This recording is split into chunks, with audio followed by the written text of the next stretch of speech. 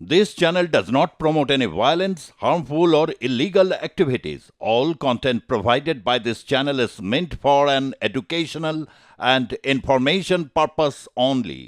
রীতি ও ঐতিহ্য মেনে বিষ্ণুপুরের মল্ল রাজবাড়িতে সূচনা হয়ে গেল দেবী মৃন্ময়ীর পুজো।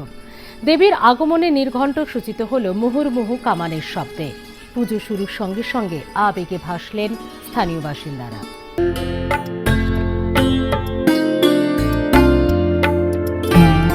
এবছর 1800 বছরে বিষ্ণুপুরের মল্ল রাজবাড়ির পুজো। কথিত আছে 19তম মল্লরাজ জগৎ মল্ল 997 খ্রিস্টাব্দে এই পুজো শুরু করেন। বিভিন্ন দৈব ঘটনার সম্মুখীন হয়েছিলেন যে জায়গায়, সেখানেই প্রতিষ্ঠা করেছিলেন দেবী মৃন্ময়ীর মন্দির। প্রাচীন প্রথা অনুযায়ী জিতাষ্টমীর পরের দিন গোপাল সায়রে স্নান করিয়ে মুহুর্মুহু কামানের শব্দে দেবীর 3 রূপের অন্যতম বড় ঠাকুরানীকে মন্দিরে প্রবেশ করানো হয়। এরপর একই নিয়ম মেনে মান চতুর্থীর দিন আনা হয় মেজ ঠাকুরানীকে। সবশেষে ষষ্ঠীর দিন মন্দিরে আনা হয় ছোট ঠাকুরানীকে।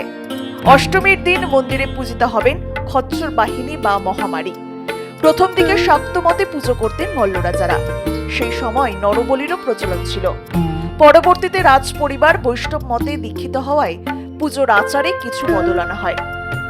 এখানের পুজোর মল্লভূম রাজবাড়ির যে পুজো অধিষ্ঠাত্রী দেবী মা মৃন্ময়ী, এখানে বৈষ্ণবী রূপে পূজিত হয়। মায়ের বৈষ্ণবী রূপ হচ্ছে মহাকালী, মহা সরস্বতী, মহালক্ষ্মী। এই মহাকালী হচ্ছে আজ বড় ঠাকুর। আজকে এই কৃষ্ণনবমাদি কল্পে টোপধ্বনির মাধ্যমে মাকে প্রবেশ করানো।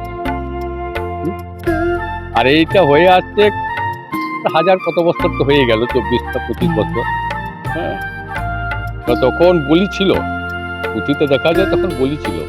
বর্তমানে বলি হয় নাই। এই শব্দ ব্রহ্মময়ী শব্দের মাধ্যমে মাকে প্রবেশ করানো। এই পুজোয় মৃন্ময়ী মা ছাড়াও 3টি পটে মায়ের পুজো হয়।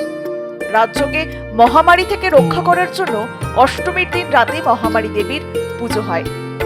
997 খ্রিস্টাব্দে মল্লরাজ জগৎ মল্ল এই মন্দির প্রতিষ্ঠা করেন। বিভিন্ন অলৌকিক ঘটনার প্রত্যক্ষদর্শী থেকে 1027 বছর পেরিয়ে 1028 বছরে এই পুজোর পদার্পণ করলো। এবং এই পুজোর ইতিহাস হচ্ছে কি, এই পুজোর মা মৃন্ময়ী ছাড়াও আরও 3টি পদে মায়ের পুজো হয়।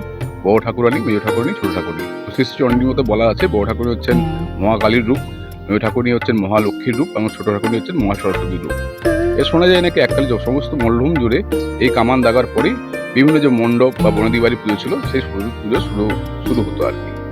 আর অষ্টমী নবমীর যে মধ্যরাত্রে মহামারী দেবীর পুজো হয়। মহামারী দেবী হচ্ছেন কি খচ্চর বাহিনী, এবং উনি যে মহামারী যেগুলো ছিল এককালে কলেরা বা ইত্যাদি, তার হাত থেকে রক্ষা করার জন্য, রাজ্যকে রক্ষা করার জন্য মহারাজ বীরহাম্বী ঊনপঞ্চাশ বা মল্লরাজ বীরহাম্বীর এই পুজো সূচনা করেন।